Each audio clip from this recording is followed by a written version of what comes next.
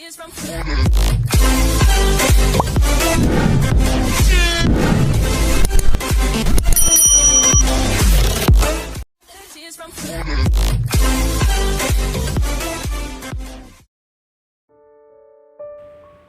sudah putuskan. Viola, kita nggak bisa sarapan di kamar. Kasihan Denada kalau dia sarapan sendiri. Lalu kau tidak kasihan padaku? Kau lihat kondisiku sekarang. Aku sangat lelah.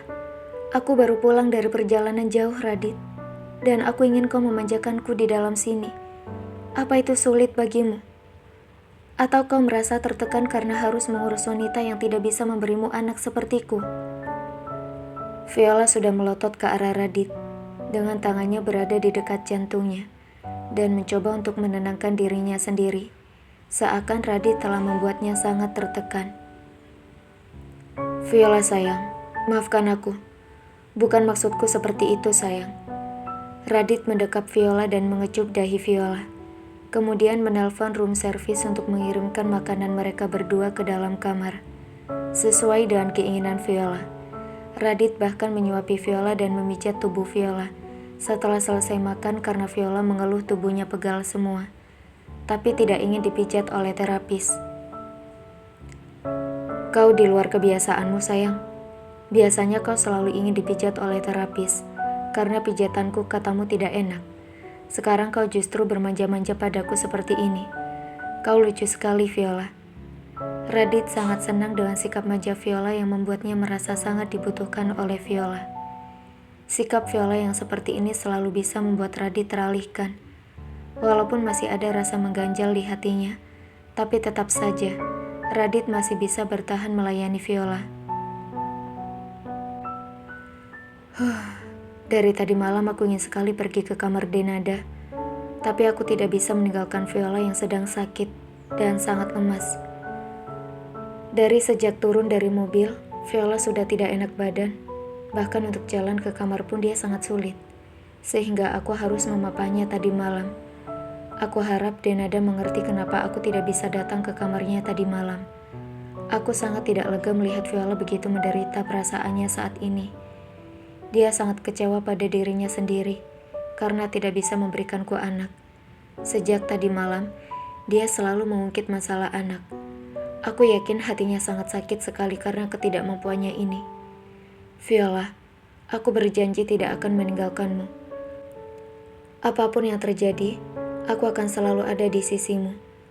Sudah 10 tahun kau menemaniku, dan kita sudah saling berbagi perasaan sedih dan senang bersama-sama.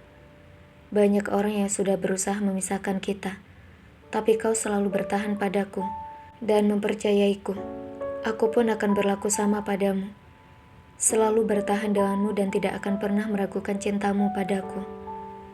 Radit memijat Viola sambil terus menstimulus dirinya bahwa Viola adalah wanita yang sangat dia cintai.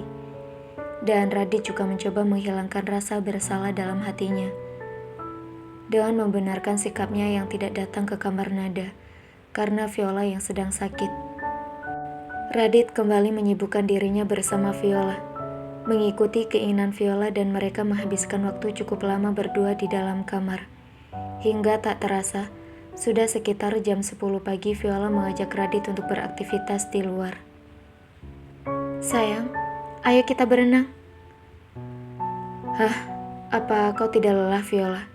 Aku baru tidur sekitar setengah jam setelah tadi kita beraktivitas pagi di tempat tidur. Ayolah sayang, kita kan sudah lama tidak berenang bareng, karena kamu pagi-pagi harus kerja, dan aku juga harus pergi ke butik. Aku ingin menghabiskan waktu bersamamu hari ini. Agak lama Viola membujuk Radit, hingga akhirnya Radit setuju untuk berenang bersama Viola. Biur. Mereka berdua sudah mahir berenang. Kemampuan berenang Viola lebih bagus daripada Radit, dan mereka menghabiskan waktu berdua sangat bahagia di dalam kolam renang. Walaupun berasa lelah, tapi air kolam berhasil membuat Radit melupakan rasa kantuknya dan bersemangat untuk menghabiskan waktunya beraktivitas di air bersama Viola. Radit duduk di pinggir kolam renang, menghela nafas sambil melihat Viola yang masih berenang di dalam kolam. dan kemudian Viola menghampirinya. "Sudah selesai?" Radit mengangguk. "Viola, kau tunggu di sini ya sebentar. Aku mau mengecek apa Denada sudah bangun apa belum. Dan aku ingin mengajaknya untuk berenang bersama kita. Aku ingin mengajarinya supaya dia lancar berenang." "Ah!" Viola berteriak sambil memegangi perutnya. "Kenapa Viola?" Wajah Radit menjadi panik saat melihat Viola. "Perutku kram. Sepertinya terlalu banyak bermain air. Ah, sakit sekali Radit." "Ayo sini, aku bantu ke kamar." Radit yang panik segera mengangkat Viola dan membawanya ke kamar. Tanpa sadar, seseorang dari balik jendela memang mengamati mereka dari tadi. Villa yang ditempati oleh Radit berbentuk huruf L. Dengan posisi kamar Nada dan kamar Radit semuanya menghadap ke arah kolam renang yang berada di tengahnya. Nada yang mendengar suara gemericik air dan gelak tawa dari arah kolam renang memang mengintip sedikit dari jendela, yang tidak disadari oleh Radit dan Viola. Selama mereka berenang, Nada mengamati mereka sesekali dan kemudian menutup lagi sedikit bagian bawah jendela. Nada hanya duduk di dekat jendela dan mengamati mereka tanpa melakukan apapun.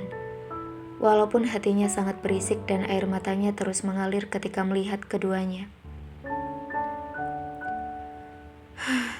Enaknya menjadi mereka. Tanpa beban bisa bersenang-senang, tak perlu memikirkan seseorang sepertiku, yang hatinya terasa sangat sakit melihat perbuatan mereka. Raditya, kau laki-laki pertama yang pernah menyentuh tubuhku. Kau meninggalkan jejak banyak sekali di tubuhku. Aku selalu melarangmu untuk melakukan itu padaku, tapi kau tetap melakukannya. Hingga akhirnya, dari sentuhan yang kuberikan kepadaku, menimbulkan rasa dalam hatiku. Perhatianmu akhir-akhir ini kepadaku juga hampir membuatku salah pengertian.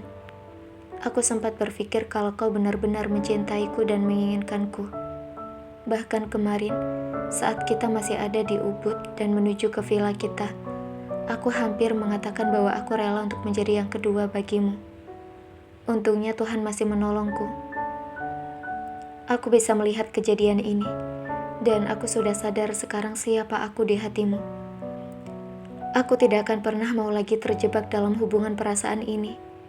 Sesampainya kita di Jakarta nanti, aku akan pergi ke rumah Eyang Prawiryo dan mengatakan kepada mereka semua kalau aku sudah hamil, dan aku akan meminta tempat di rumah mereka. Kalau mereka tidak mengizinkannya, aku akan pergi kemanapun, asal aku bisa keluar dari rumahmu. Aku tidak ingin lagi berhubungan denganmu, dan aku hanya akan menyerahkan bayi ini kepadamu setelah bayi ini lahir, sesuai dengan kesepakatan kita. Aku tidak mau lagi bermain api denganmu. Dalam tangisnya dan kesedihan hatinya, Nada sudah menentukan pilihannya. Nada mencoba untuk melupakan Radit dan menutup pintu hatinya. Setelah menghapus air mata dengan jari tangannya, Nada berjalan ke arah tempat tidur, merebahkan tubuhnya di sana. Rasa lelah saat ini sudah tak lagi bisa ditahan olehnya. Semalaman Nada menunggu Radit, tapi tak kunjung datang. Pagi hari Nada menunggu Radit untuk makan pagi, tapi tak ada satu orang pun yang mengetuk pintunya memaksa Nada untuk menahan lapar dan perih di perutnya karena belum makan apapun. Kecuali siang hari kemarin, nasi bebek yang dimakannya di Tegalalang, snack yang dimakannya di mobil, semua dimuntahkan kembali. Dan saat ini, rasa kantuk lebih menguasai tubuh Nada ketimbang rasa laparnya, yang membuat Nada akhirnya terlelap.